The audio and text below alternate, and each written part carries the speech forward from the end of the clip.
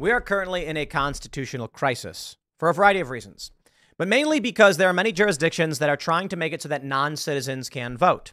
New York is currently caught up in the courts over this, but Maryland and California have jurisdictions that are trying to make it, or have made it, legal for non-citizens to vote in certain elections.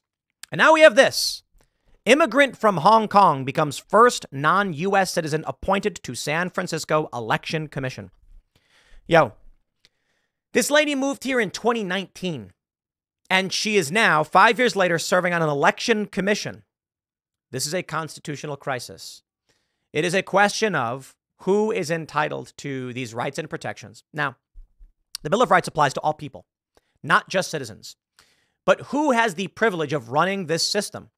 Who has the responsibility? Well, you've got to be a citizen. At least that's what we argue. The left argues otherwise.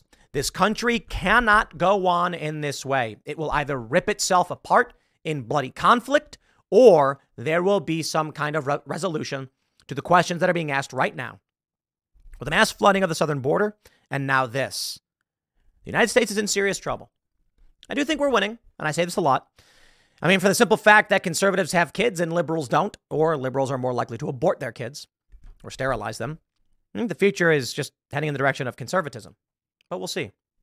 Fox News reports a woman who doesn't have the ability to legally vote in the U.S. was sworn into San Francisco's election commission on Wednesday. Northern California public news site KQED reported Thursday that Hong Kong immigrant Kelly Wong is believed to be the first non-citizen appointed to the commission after San Francisco passed a measure in 2020 removing citizenship requirement to serve on city boards, commissions, and advisory bodies. Wong, an immigrant rights advocate who came to the U.S. from Hong Kong in 2019 to pursue a graduate degree, was sworn in at a ceremony in San Francisco City Hall. Amazing. Board of Supervisors President Aaron Peskin conducted the ceremony while dozens of people gathered to commemorate the occasion, the outlet reported. Wong was unanimously voted in by the San Francisco Board of Supervisors. She spoke to KQED about overcoming the doubt she had to achieve the position. There were always voices in my head like, you can't do it. You're not competent. You're an immigrant. This is not your country. That's not true. If I can do it, you can do it too. Okay, it's not your country. That's not a mean thing to say. It's a statement of fact. It's not your country. But here we are.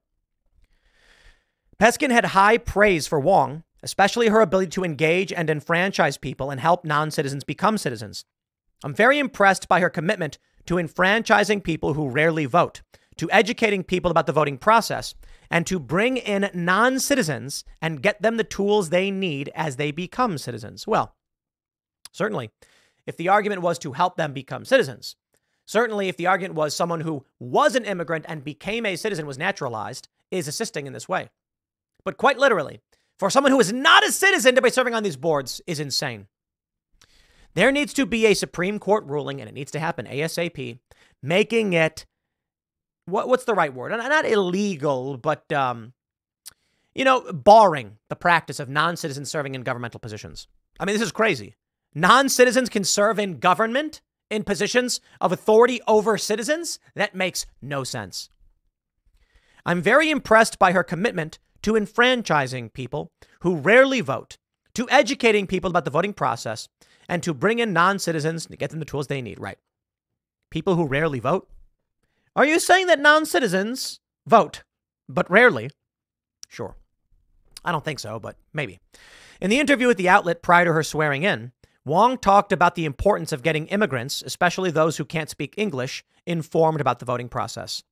I've seen how language and cultural barriers prevent immigrants with limited English proficiency from fully exercising their right to vote. What? Are you talking about naturalized citizens? Is there a way to do voter outreach that is not just about translation, but can touch on political education while maintaining neutrality and impartiality in our elections? Dude.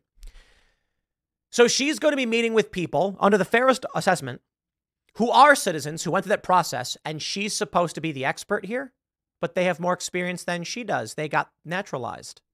No. The reality is you see where they're going with this. They want people who are not citizens voting in our elections.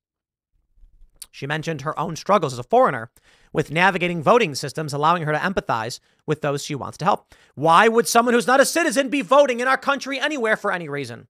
Unless, of course, it was a private organization. Even though I'm fluent in English, I still encounter challenges in navigating a new system, let alone participating in political conversation and activities. Wong commented how she discovered that there isn't an equivalent term for the word reparations in Cantonese or Mandarin. Really? That's kind of funny. One Cantonese-speaking Chinese immigrant in the city told the outlet through an interpreter, "Whenever I experience a language barrier or difficulties around access, I can come to Kelly for help." San Francisco Election Commission President Robin Stone recently told Fox News Digital, "I support the Board of Supervisors' authority and decision to appoint Kelly Wong to the Elections Commission. What's more, as public officers of the city, we respect the law and will of San Francisco voters who removed the citizenship requirement for commissioners in 2020. Y'all ready for what comes next?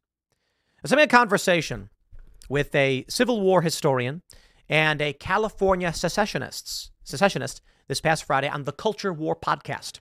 Check it out and subscribe to Tenet Media. It's Friday mornings at 10 a.m. We have it's an interview show. It's less news topical. And I said, I believe, if we are heading to civil war, I love saying it. I wonder what the catalyst could be. And for a while, I thought maybe immigration, maybe child sex changes. But, I don't know.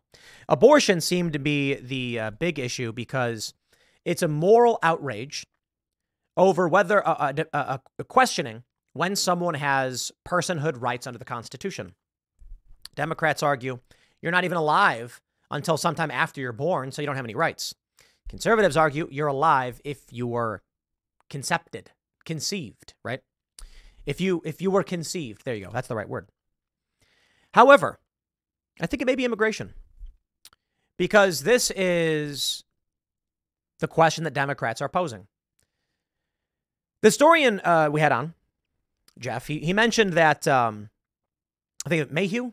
Am I getting his name wrong? I want to be careful here, but I think I got it right. He was mentioning, right. Okay, I got it right. I want to make sure I got your name right, Jeff, because I would be Jeff Mayhew. He was saying that the southern states were empowering themselves in Congress using slaves. Basically, these people didn't have the ability to vote. So the 3/5 compromise was the South wanted them to vote so they'd have more representation. They argued that they should get congressional seats based on the slaves they had.